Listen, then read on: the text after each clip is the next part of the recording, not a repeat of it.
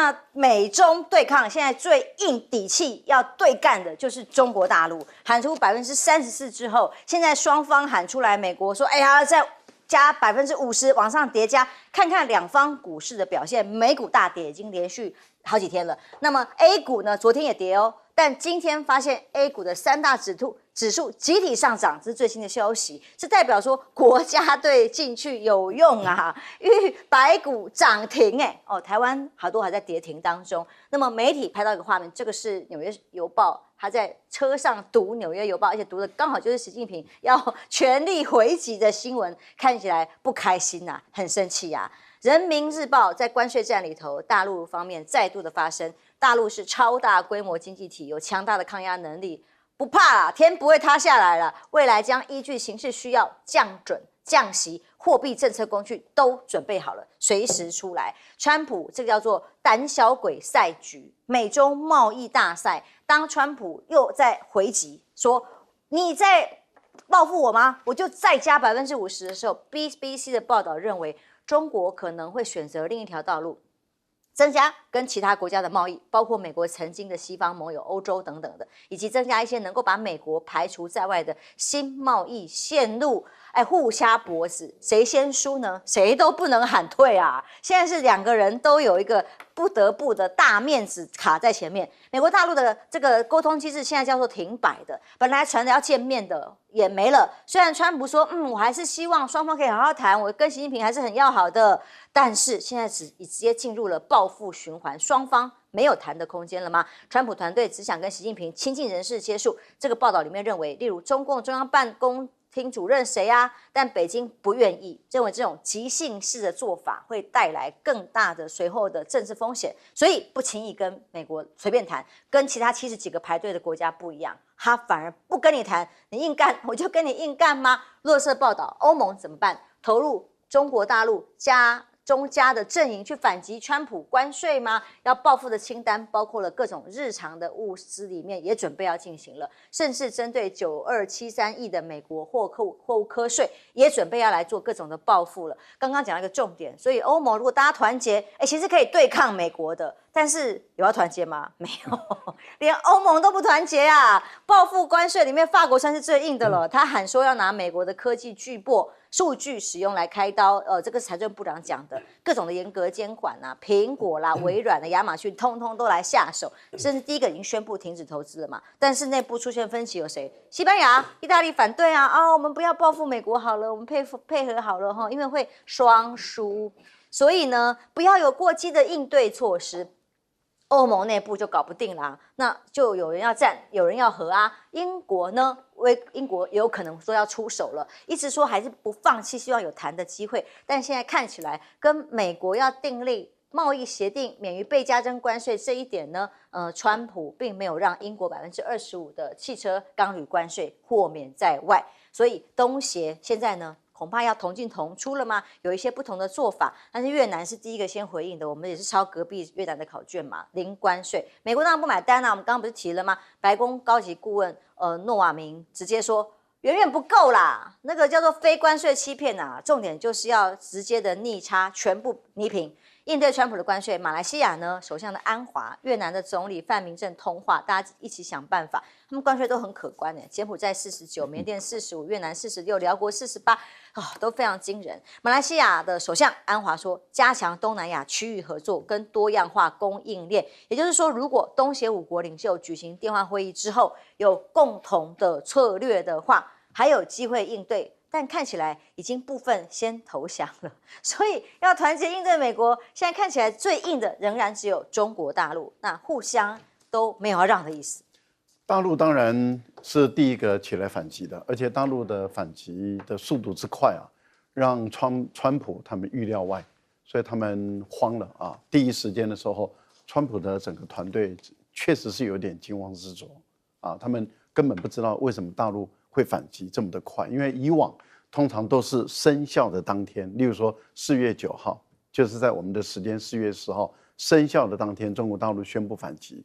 在过去啊，钢铝税是如此啊，还有汽车税也是如此，但是在这一次里面，却在你川普宣布之后没2天，中国大陆就宣布对等的反击，也就是对美国课34%的税，而且是全面性的所有的商品。这第一个。除了这个以外，同时提出10项的这种制裁的政策，包括稀土全一大批的稀土，所以美国的军工企业出了大问题了，因为那些稀土都是美国军工企业所必须要有的。对，包括它的风力发电机，包括雷达，包括卫星，包括这个手机，包括半导体，全部总共的稀土是将近20几样这些有一些是完全禁止，有一些是管制进口。那美国一下子根本措手不及，因为它根本没有那么多稀土来去应付。那除了这个以外呢，对于10几家的公司，那么列为不可靠实体清单，也就是中国的任何企业、银行，所有的不能够再跟列出来的这些美国的企业来做买卖，有任何合作，有任何来往。那对于另外的10几家列为管制开始清单，这样子一个组合拳一打出来以后，坦白说，对于美国的很多企业，尤其是军工企业，对美国的川普来说，他们真的是有点慌了。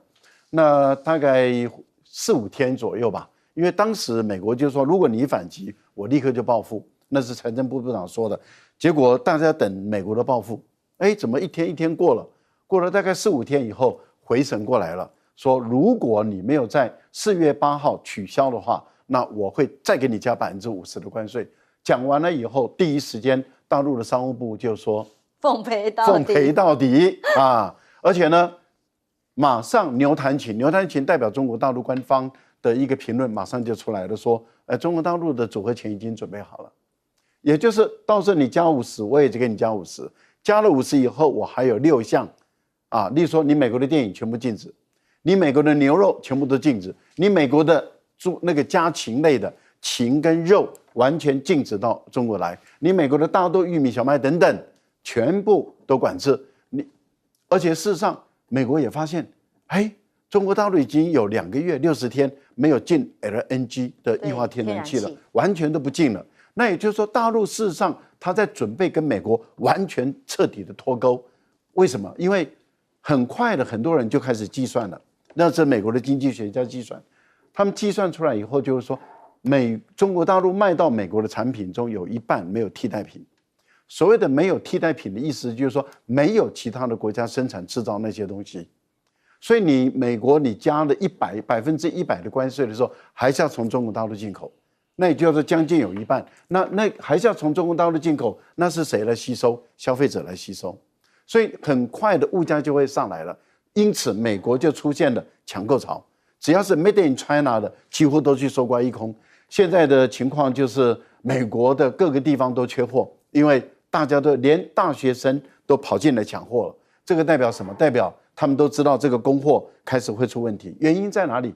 原因就是如果从平准购买力的角度来看大陆的经济体早就超过美国了。我们讲的是平准购买力，也就同一颗鸡蛋在美国卖多少钱，在中国大陆卖多少钱，你用这个来换算，大陆的经济体超过美国。而且事实上目前来说的话，大陆在科技上已经是摆脱对美国的依赖，美国能卡中国脖子的已经不多了，而且绝大部分是中国可以制造出来，美国制造不出来。例如说电动车，特斯拉跟比亚迪比，特斯拉已经被比亚迪打败了。例如说高铁，美国制造不出来，中国大陆制造出来。船，各种类型的船，美国制造不出来，大陆制造出来。你美国可以做出波音，中国已经做出 C919， 而且已经开始在开卖了，开始在进入量产了。C929也已经开始在研制了，也就是这种大型的客机，大陆在研制，而且引擎已经不再依赖英国跟美国了，引擎自己中国大陆也制造出来。那换言之，也就是说，过去你美国你是科技强国没错，但是现在大家都发现，中国大陆在科技的产量这个部分，它在世界最顶尖的论文、杂志跟被引用的次数早就超过美国，而且它在联合国的专利值跟量的登记权中已经超过美国快1倍。那换言之，也就是中国大陆目前的工业生产力，这是《纽约时报》一个经济学的诺贝尔的奖的博主叫弗里曼，他自己说的，中国大陆的自动化机器人生产是美国跟 G7 总和还不到一个中国大陆。那也就是什么意思呢？也就是中国大陆早就完全用机器人来生产制造，中国大陆的工业产品已经满足全世界33%，而美国跟它的工业七国加起来的总和不到中国大陆一半。所以这样的一个竞争下的时候，其实中国大陆确实是已经有底气跟你美国叫板，只是过去不出手。所以弗里曼他的评估是说，其实中国大陆希望美国打这个贸易战，因为这个贸易战就会让美国在全世界彻底被孤立，而且会动摇美元的霸权基础，会让世界各国对美元不再信任。果然，我们看到了德国的议员、联邦议员已经要求德国政府必须要尽快的把它存放在美国的1200吨的黄金要搬回国去，因为他们认为美国这个国家迟早有可能并吞掉吃掉德国人的这个黄金，所以他们现在要求联邦政府要尽快的把它存放在美国的黄金搬走。这代表什么？代表他们对于美国政府的不信任，其实这个才是最严重的。现在习近平跟川普两个人面子问题谁都不能让啊，都要继续加码对抗。但第一回合如果从股市来看，美股是暴跌的 ，A 股现在却大涨，还可以涨到涨停，这好像是第一回合的战绩啊，委员。其实美国跟中国大陆这样闹哈，如果中国大陆不低头了，其实我直接想到对台湾的冲击是什么？这个冲击不是经贸问题，是真的安全的问题。我说过很多次对中华民国最安全就是美国跟中国大陆关系维持非常友好，所以这样子呢，两岸之间的冲突呢，透过美国的协调是可以处理的。可是现在美国如果跟中国大陆一旦闹翻了以后呢，不仅没有办法协调，一个最坏的一个可能性是这样子，我不是危言耸听，美国跟中国大陆斗到一个阶段以后，中国大陆认为说，我可能没有办法对付得了你，可是我现在对你已经无所依靠了，我对你的市场我也进不去，也不在乎你的意见了。然后呢，我要想跟你买的东西，你也不愿意卖给我了，对不对？那这样子的话，当然我会受到很大的创伤，因为毕竟美国在这个世界上的朋友听他的话的人比较多，而且他可以各个击破，然后他们在国家安全上面也对美国依赖很多。所以你在中国大陆回头看，你要找朋友，你要找俄国，你认为俄国现在还会像前一阵子一样跟中国大陆这么的要好吗？我是怀疑的，因为乌克兰这个战争，川普是在牺牲乌克兰，在拉拢俄国。从某点来讲，说俄国要跟你中国大陆说很要好，非常的默契，然后我们像兄弟一样，你有困难，你跟美国斗争，我来帮助你，没有的，没有的事。俄国到目前没有讲任何那个话。那你说再找别的国家，印度也不可能，日本也不可能。你要找一个相当有经贸实力或者军事实力的国家，跟你中国大陆站在一起来对抗美国，坦白讲不容易找得到。因为东南亚国家，你去看为什么被整得这么惨？因为他们都高度依赖美国的市场，他们会愿意为了牺牲这个市场来挺中国大陆，说你跟他斗，我站在你旁边，真的不会的。所以我一直讲。秦朝灭六国是必然的结果但是我现在要把话讲回来，那到一个阶段，中国大陆就想说，那我就这样绝望，就让你宰了吗？双方斗争到敌意升高到一个阶段的时候，你觉得台湾会更安全还是更不安全？当然是危险啊。对，中国大陆会想，我在比较遥远的地方可能不是你的对手，可是我如果就在我的旁边，在台湾海峡这个地方。那很容易我就找个麻烦给你看，你怎么解决？我就对付台湾，台积电就我封锁它。对，反正台积电已经到美国了，还没完全去呢。美国也不在乎了嘛，对不对？那我请问你，这个时候美国是决定要来救台湾，还是不来救台湾？这就变成美国如果不来救台湾，他就必须坐下来跟中国大陆谈，这是中国大陆想要的战略目标之一。如果说我们期望美国一定会来。到台湾来，他选择不跟中国大陆谈，那我就要讲一下那1948年，民国47年的823炮战，当时中美有共同防御条约，当时在台湾的美军有19000人，当时美国有核子弹，中国大陆没有核子弹。那时候陆海空的力量，军事力量。美国是中国大陆的很多倍，除非美国傻跑到中国大陆内部去打地面战，或者离开中国大陆，中国大陆不是美国的对手。可是美国怎么帮我们？823炮战，前面第一次台海危机死了2个中校，美国2个中校现在在水头，他们的纪念碑，在823炮战的时候要输出我们传导到金门的外海3海里，他就说你们抢滩吧，我只能在这里，因为进入3海里怎么承认你这个主权的嘛，所以我就没有进去这样子。所以我要讲的就是说，我们不要看到美国跟中国大陆在斗的时候，我们很高兴，我们反而要非常的戒慎小心来处理这个问题。是，所以就军事角度来看，美中的对抗现在是经济角力而已，当然对台湾的安全来讲，随时反而成为最被紧张的那个，不管是棋子还是弃子。我的感觉是这样子啊，这个当然这可能跟委员讲的，委员是战略专家，可能是跟我的看法不太一样。我的感觉是这样子啊，北京会不会打台湾，做武统的关键因素，在我们往台独踩多近的距离。赖清德的这些作为是非常危险的，他的危险程度比美国跟中国的经济战、关税战还要可怕。就是他哪一天他决定要打你的时候，是因为我们这里台独的踩到了他的红线，这是最重要的因素。如果我举个例子，像我说，我不管世界乱成什么样子，但是我们这里的领导人就跟马英九一样，基本上北京不会打你，因为他知道你跑不掉。他决定要打你，就是因为你光台独去踩。那川普这个人出来，你现在应该可以看得出来，基本上台独是觉得对他是不是没得什么希望。拜登会哦，拜登你看讲了4次，我们一定出兵保护台湾，拜登反而对台湾的安全有危害。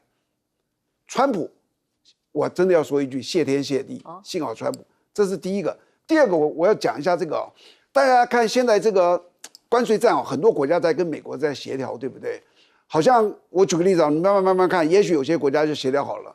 你以为协调好了，这个就天下太平了？你错了。只要有一个国家没有协调好，基本上这个关税战对全世界的影响不会停。好比举个例子，上个礼拜的这个俄罗斯啊，俄罗斯根本没有抽他的关税啊。上个礼拜在这里面，它股市跌多少你知道吗？8%。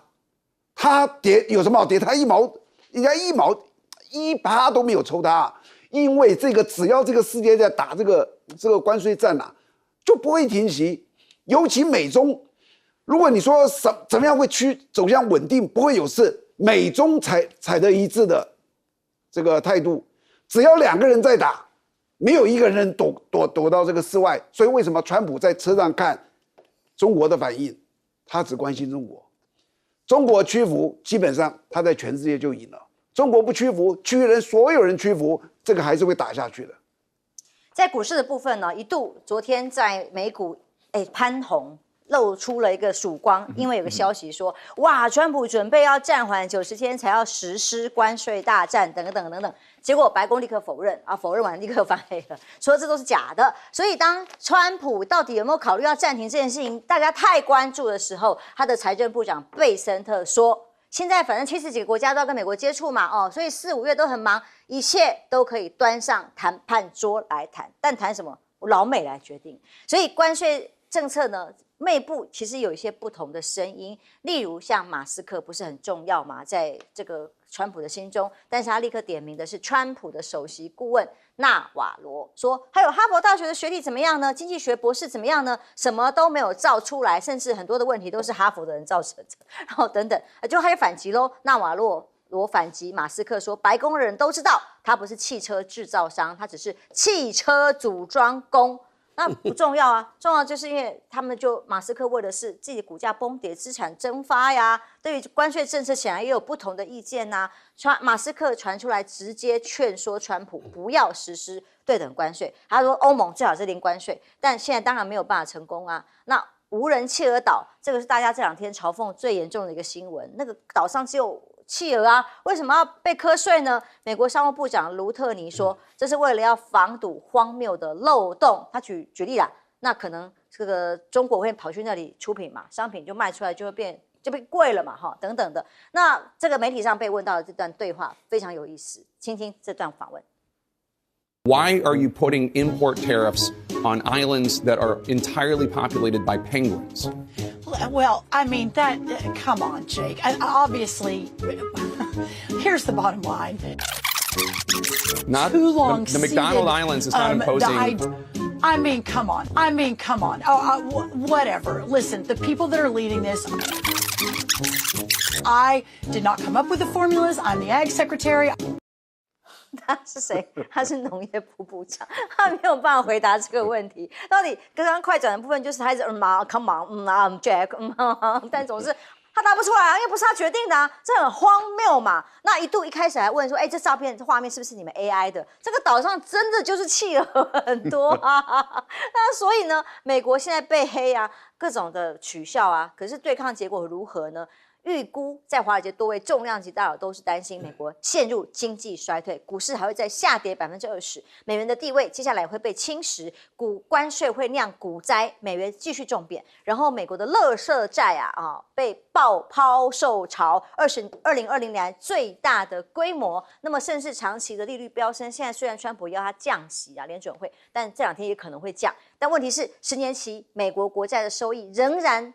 现在继续还很重要的关键之下，其他的国家可能就会抛弃美国的债务。那以艺人来讲，各国来讲，都认为这个叫做可以拍成魔鬼终结者贸易战这个太可怕了例如艺人，还有这各种民间的团体，已经相对有1000场的反川普示威。全国反川普抗议活动最大的一场，预计4月19号要举行。不过啦，当然男星他是演这个浩克的男星发文，他说团结就是力量，这只是开始，数以百万的人美国人要走上来。目前川普的民调虽然掉下了5成、4成、5、4成6，但仍然是比他第一任期还要高。所以川普现在没得惊，他觉得他民调还是 OK 的但苹果啦，惨的是谁？像这些企业苹果的股价3天蒸发了21兆。或者是为躲关税大刀，苹果手机5架专机飞到美国本土去，这就是大家现在的共同的焦虑。赖老师，关税还没有开始实施因为原来就钢铝税嘛，跟汽车税，现在普遍性的关税是要在4月9号才正式实施。那4月9号之后，物价会怎么涨那我们都在看，都在观察。在美国来说，它的关税这么高的情形下，这些产品进入美国之后，那么要分配给这些进口商跟消费者，那它本身的定价会怎么定？那这个物价如果一上来的时候，在美国会引爆什么？这个时候我们就可以知道真正的情况了。然后再过几天再做民调的时候，我们就可以看到川普的民调到底怎么样。但是川普的关税对于美国自己的股市有没有影响？有，而且是立竿见影的影响。它是除了暴跌以外，你看。只是传出，而且是谣言，传出说川普很有可能会延后90天，股票就开始往上飙，而且往上可以飙到2000多点，就是创下美国股市当天涨跌幅的这个营销飞车这样的2000多点历史上新高。然后后来白宫第一时间就说没有如期举行，嘣又一直往下走。那这个代表什么？代表说川普的这个关税政策确实已经对美国的股市产生重大的影响了。那有人就问说，因为川普一直在强调说美国人没有多少人买股票了比重不高了，2-3成了这个2-3成确实就有2-3成，但是2-3成是指谁呢？指那个低收入的那个25%，也就是说，美国的经济底层中最低收入的25%，就25%、26%左右。买股票，这就是 MAGA， 川普的最大的支持者 MAGA 就是底层的那一群白人，他们买股票的人数最少，因为他们就占25%左右有买股票。可是普遍美国人买股票多少人呢？62%。那么资产阶级以上的就是有多少人呢？87%。中产阶级有多少人买股票？65%。那也就是说，中产阶级人超过1半的人买股票。资产阶级的那更超过了，就最底层的他们买股票的人数，因为他根本没钱买股票，所以买股票的人数最少。这代表股票影响到美国的绝大部分的中产阶级以上的所有的人的生活，而中产阶级是美国整个社会的主力。好，那我们再问另外一个问题了：既然股票市场波动那么大，既然关税波动那么大，那川普一定要这样玩的时候，大家预估美国的经济的衰败很有可能就因为你的关税，如果你变成永久性的长期的关税，美国经济要衰败了。还好他们透露出来是他们的关税是临时的，只是一个手段、一个工具而已。我们休息一下，马上回来。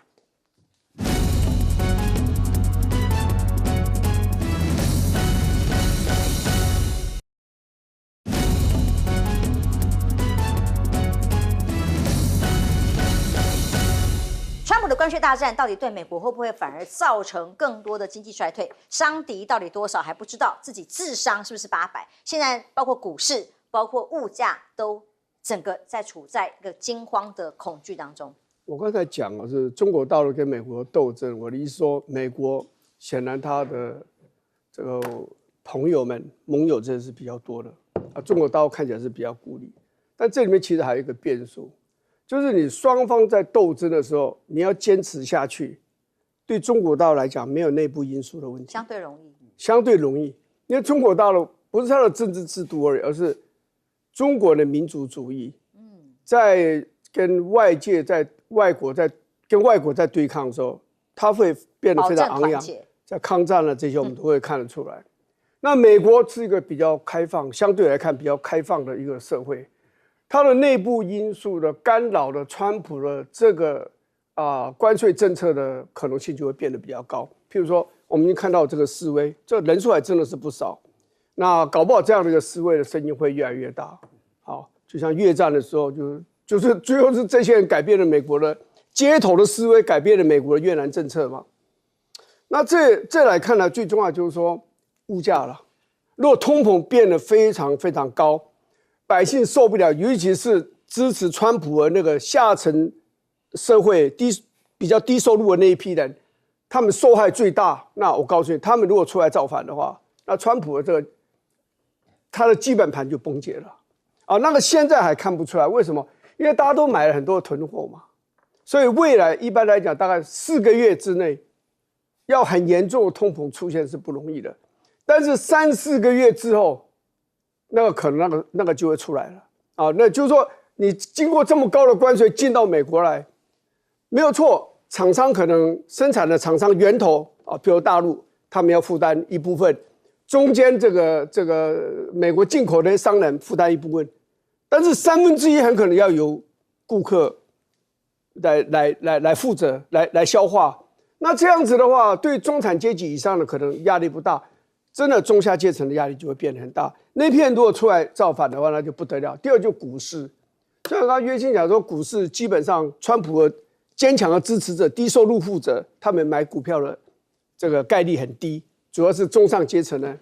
可是中上阶层的人买股票，如果股票一直往下跌的话，那他们的声音会变得非常大。下层社会人对社会的影响来讲，其实只有在投票那时候是大的，在平常时候，这个发声发音的这种可见度、可听度是比较低的，因为他们不是知识分子，他们不是在学界，不在企业界，所以他们对社会的整体的影响力、对政策的这种压迫力是没有那么大的哦。所以这些中产阶级以上的，他们压迫力会比低层社会的人会高非常多。所以股市跌，通货膨胀又高的话，川普可能就会撑不下去，这是唯一可能的变数。是，休息一下，马上回来。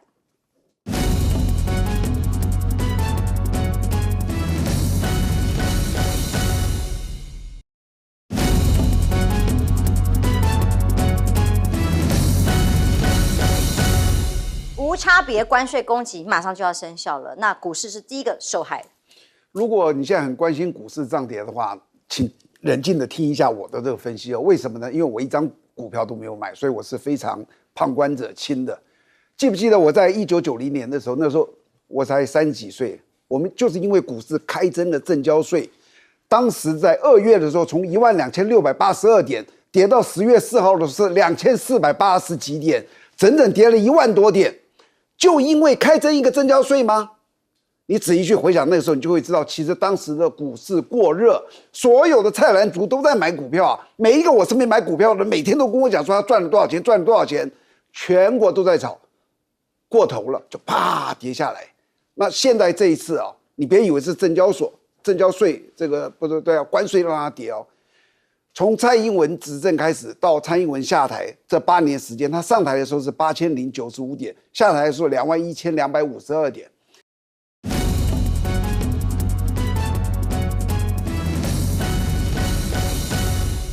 观众平安，欢迎收看 TBS 新闻大白话，我是王浅秋。首先介绍这一节，跟我们去讨论最新国际及国内大白话的来宾。第一位是国际政治专家赖岳谦老师，主持人好，观众朋友大家好。国际战略学者林玉芳，大家好。前张检舰长黄征辉舰长，主持人各位观众大家好。当然，全球还是继续看川普啦，他的开山刀还是扫射的这个机关枪啊，全球都扫到了。其中不是说了吗？他儿子先宣布打第一个谈判人就会赢啊！现在有70几个国家排队啦。那现在第一个算通道化了啦，其中一位蛮前期的啦，石破茂。今天日经指数翻红，就是一度因为石破茂可以通上化了，是不是可以解决问题了呢？结果通完话之后，川普再发文了。今天早上跟日首相进行交谈，他派出一支顶级的团队进行谈判，但是啊。日本在贸易上对美国非常恶劣、糟糕，翻译不同哈，反正就是很糟糕、很恶劣。他们不买我们的车，但我们买他们数百万辆的汽车，还有农产品和其他东西 things 啊，都是如此。所以跟人家谈完之后，把人家数落了一顿，是讲日本提出来的方案不满意吗？那或者是说像美国跟以色列呢？以色列也是第一个到白宫去可以会见的。以色列直接最早谈的他说我就是零关税，全面配合美国都是对的。所以8号凌晨在白宫见面之后呢，他说呢，很简单的事情，我们会消除跟美国的贸易逆差，看到了没？他不只是讲零关税，他知道川普要的不只是零关税，他要贸易逆差，让美国赚钱呐。所以他说贸易逆差打算很快完成这件事情，让你们不会再有逆差。我们认为这是正确的做法。都已经到这样了，还不行吗？川普到底怎么样才要满意？他到底要怎样嘛？川普的回应是说，或许不会缩减关税哈。以色列现在别忘了，我们给了以色列很大的帮助。你知道，我们每年提供给以色列有40亿美元，所以呢，17个百分比，虽然我们看起来已经觉得很想流口水，好才17，但是呢，他说美国关税已经给他够多了。还要再减吗？虽然他态度非常配合，也没有要让步的意思哦。越南也是数1数2求饶的零关税，然后也通了电话。结果白宫高级顾问纳瓦罗纳说，就算你说关税降到0，没有办法接受啦。那个贸易逆差还是有1200亿美元呐，所以用关税就想要来欺骗吗？他用到欺骗行为耶，人家想跟你谈，你说人家欺骗呢？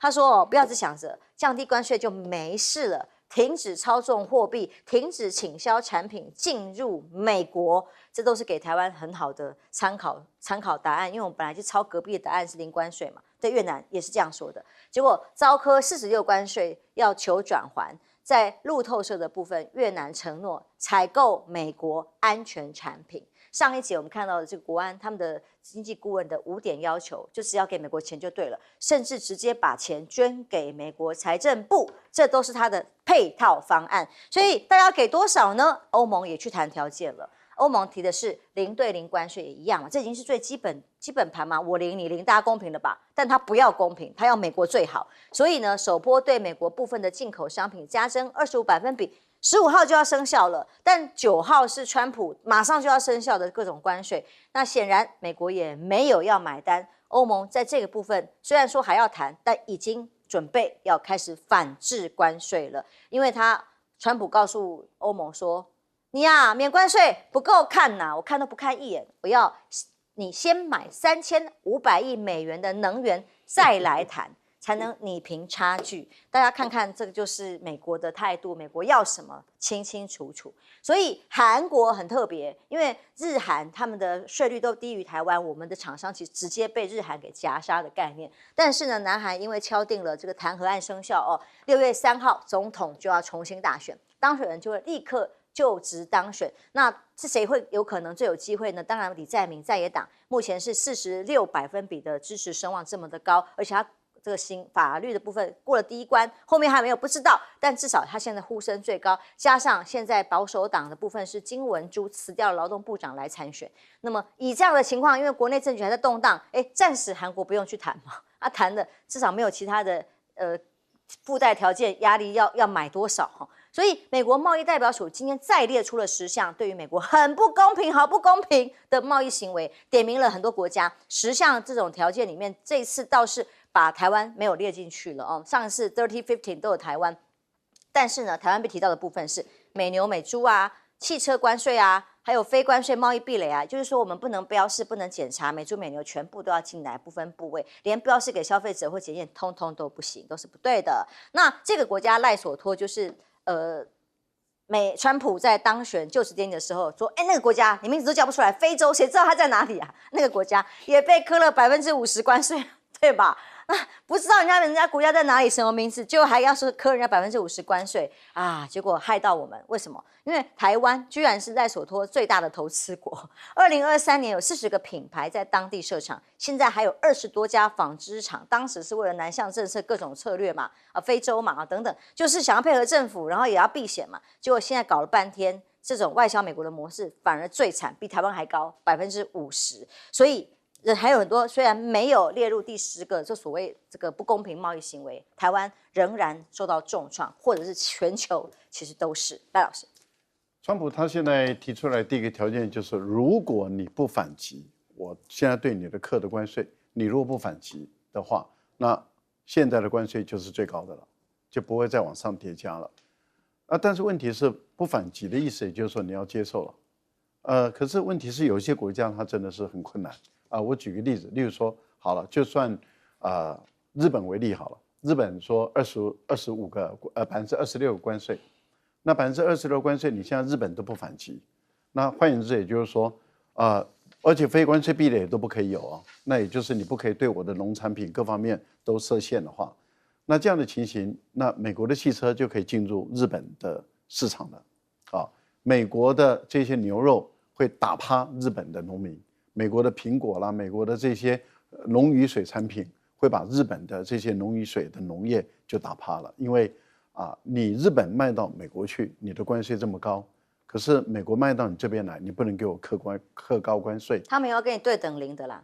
没有对等的，你零，但是我没有要零，因为你不能反击，我对你加了，所以你日本的汽车要进美国就很困难了，因为你的关税就要加大概1/5的价钱。1/4的价钱哦，所以你日本的尼桑啊或者 Toyota， 你都要加1/4的价钱，那真的是太高了。如果你从墨西哥进去的话，加这个25%嘛，你从你日本本土进去，你要加26%所以这个关税，而且不要忘还有钢铝税哦，钢铝税再加25%，那就50了嘛。因为你的汽车如果大量用钢跟铝，尤其是从这个你的国家生产出口的话，所以你看，对于日本来说，这种汽车大国，那它的钢铝已经要扣25%了。如果再加汽车税，再扣25%。如果从墨西哥，如果不从墨西哥，从日本本土出，那就是25%。那你想，日本汽车怎么在美国卖？就卖不动了。然后日本的农渔水产品也就卖不动了。其他的不用讲了。所以对于日本来说的话，它当然没办法承受嘛那因为对美国人来讲的话，我要的就是缩减贸易逆差的问题。好，那我再举一个例子，越南。越南跟美国的贸易逆差是1000多亿美元，可是越南从美国进口才100多亿美元，可是为什么会只进口100多亿美元呢？而出口却1000多亿美元？这1000多亿美元绝大部分不是越南的工厂是美国的 Nike 德国的 Adidas 还有三星还有日本还有大陆还有台湾也就是说，你看有多少欧洲、美国、日本、韩国、台湾、大陆的厂在越南设厂，在越南设厂完了以后，在越南完成组装，从越南出口卖到美国去的时候，所以给越南创造外汇1000多亿，而且带动了很多的就业机会。带动就业机会不是美国人所贡献的，而是周边的这么多的国家来去贡献的嘛。那可是越南大部分都是外国的厂商在越南那边赚钱，那他是给越南人有就业机会，也给越南带来了很多的外汇的存底。可是问题是在于，你今天你越南说我把你进我的关税是0，可是纳瓦罗一看说，也不过就100多亿嘛，可是你的出口却1000多亿，我要的是平衡，没错，减少贸易逆差。可是你要越南怎么样减少贸易逆差？因为那些工厂都不是越南国家的，那你要越南怎么做？所以唯一的办法对越南来说的话，就那我再给你买一点国防武器，可是越南能买多少呢？买的还是很有限，还不能够满足他的胃口。为什么？你必须要把你的工厂赶走到美国来，所以 Nike 要回到美国，然后阿迪达斯你不能回德国，你还是要到美国，因此它的关税就不会降了。即使你把你自己的关税降到零，对美国降到零，但是美国也不会对你的关税下降。那这样的话，你 Nike 就没办法在越南待了嘛？你台湾的，或是韩国的，或是日本的，或是大陆的厂商，他没有办法在越南待了。为什么？因为40几%的关税，他很难卖到美国去。那怎么办？他就必须要移走了。所以对于台湾来说的话，坦白说，现在台湾的厂商在越南的怎么办？他要寻找更低关税地方来去设厂吗？可是问题是，寻找更低关税地方来设厂的时候，它茲事体大嘛，因为它还要看那个国家的生产量。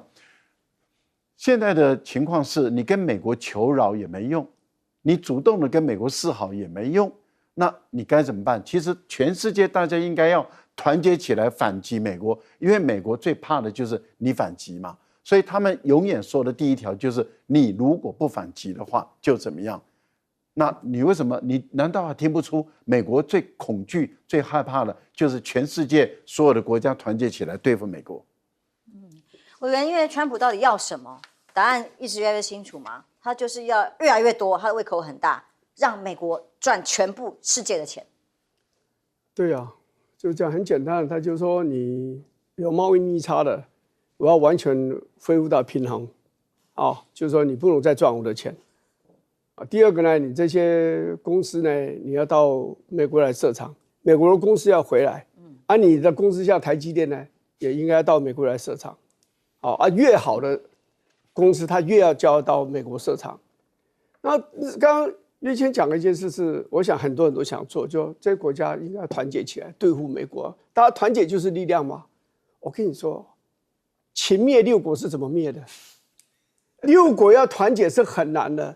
秦就是一个个离间你，你对我好一点我给你一些好处，然后我保证我绝对不会打你。他就先打了别人这个人就袖手旁观，打完他就过来打你。所以我跟你讲，真的要团结很难，而且这里面有矛盾。你知道，川普是看清楚了你们之间是有矛盾，你们是不容易合作的比如越南，他看清楚越南也不会完全跟中国大陆走。第一个，你跟中国大陆走，那你货要进到美国要更难。第二个，你跟中国大陆在南海，你们西沙你们有矛盾的，不是没有矛盾的。所以越南一直都是在外交上，它是保持灵活的。它一方面跟中国大陆来往，跟俄国来往，然后又跟这个美国来往。所以他看出你们之间其实都有矛盾。第二个，其实还有一件事，就是说，你们这些国家都依赖我，在安全方面、国家安全方面，你日本，你要不要我美国继续驻军啊？日本对美国驻军，坦白讲又爱又恨你来驻军我比较安全，因为我没有核子武器，我头上的俄国有核子武器，我走遍了北韩，再过来中国大陆都有核子武器，我没有，所以他心里很孤独，你知道。但是你来我这里，我又变成是你的殖民地一样，附庸一样，我很多地方又不得不迁就你。你知道第一次川普1.0的时候，第一次当总统的时候，他要日本的说，我这个军队在那边驻扎，你要付这个费用啊？你知道付多少吗？就要付80亿美金1年。就日本才付了20亿，当时他就要付80亿，当然没有付了。那后来川普也下台，也就算了。那这一次日本要逃掉，可能就不是那么简单了。所以你们这些国家之间都有矛盾。我可以用市场来对付你，也就用市场；没有办法用市场对付你，我就用军事的问题，用国家安全来对付你。以色列，你要不要我帮你忙？我每年编了一大堆预算给你，他讲40亿美金1年嘛，给你。除此这个以外，请问你在联合国你那么孤独，要不要我帮忙？其实他们两个加起来还是很孤独啦。好，但是最重要，你跟人家一直结仇，一直跟周围人打仗，你的武器从哪里来？90%是美国提供的嘛。所以你以色列聪明的犹太人，厉害犹太人，你遇到川普这样一个人，你也没有办法，你也只好低头。所以他就是说我讲川普的厉害，不是说他很厉害。他是站在一个巨人的肩膀上，在号令诸侯嘛，号令天下嘛，不是他很强，而是美国就真的第一个，你们都需要我的市场；第二个，我的科技最新，我的军事的力量最强大。你们不靠我，你们靠谁？而且最重要一件事，就是我刚刚一开始讲的，你们不可能团结嘛。东南亚这些国家，你说那我跟中国大陆说，我跟你合作，那美国就问你，那一个东西你就不要卖来美国了，那你就卖到中国大陆，看中国大陆有没有办法吃你这么多的货，吃你这么多东西，答案就是没有办法。所以我说真的，川普这么猖狂，他自有他的理由啦。然后这些国家，我看到最后大概也都会接受他的条件。那这里面就是有个中国大陆，他就不接受这个条件。那这个呢就要看他们两强之间的斗争会要到什么样的一个程度。你要让美国痛，要让美国觉得怕，我看那你要拿出法宝来。我只能说，真的是秦灭六国，不是没有原因的啦。明天就是9号，就是这个关税生效的日子。到目前为止，川普仍然没有半句说可能真的要喊停的意思。其实大家一直在讲关税战，关税战，大家想的都是关税的来来去去嘛。其实你再仔细往深层想，你知道那个川普的用意其实哪是什么关税战？举个例子，他抽中国大陆34%，中国大陆回抽34%，对不对？他再加50%，这是一个。你居然跟我反击，这是一个。第二个，前一阵子不是在俄乌谈判吗？那为了给俄罗斯压力，川普当时说，任何人都不准买俄罗斯的能源、石油什么，如果买，不管谁，加征500%的关税，这是第二个。还有再往前的时候他一直担心，就是说金砖国家成立金砖币，这个喊了很久了。如果金砖币真的成立，可能会对美国的美元的霸权有很大的影响因为很多的国家在使用嘛。所以川普那时候讲，哪个国家敢使用，就是说成立金砖币，所有的国家我都对这个征关税。所以你就知道，他的关税它其实就是一个棒子，我就是要叫你听话。好比说对台湾，台湾现在够听话了吧？好，他再跟你讲，这个美猪在台湾不准标示，只要标示我就怎么样，一个一个这样子加要求而已。那你也可以想说，台湾现在那么听话，对不对？我觉得我们国安团真的要想一件事你压注越重压的那个注越重你越没有回头路。我们一开始好比说我们就跟那个美国抵抗，还有一点底气。好，台积电1000亿去了，接着台积电1600亿去了，接着台积电2600亿去了，再来那个联电多少去了。你知不知道你每一个压下去的都是你的一个注那我问你，有一天当你觉得说你还这样子对我要反悔的时候，所有压在美国的东西你没有一个拿得回来，你怎么办？开始听话，后来就越来越听话，到最后完全没有回头路。所以希望我们的政府想过，川普贪心不足他就是要叫你永远听他的话，知道吧？关税只是一个棒子而已，不是他的目的。你有什么金银财宝美女全部他要什么，通通都要交上去啦，这就对了嘛